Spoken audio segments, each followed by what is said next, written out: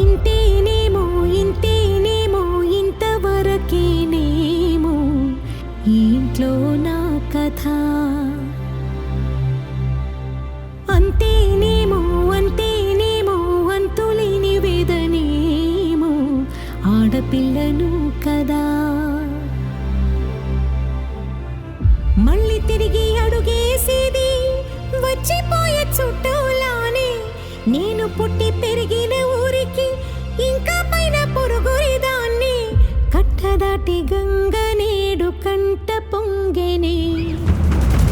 ఎంత ఎంత యాతనో ఎంత గుండె కోతనో ప్రాణమోలే పెంచుకున్న పిచ్చి నాన్నకు దూలమిరిగి భుజముపై పడిన పిడుగు పాటిది ఇంతకన్నా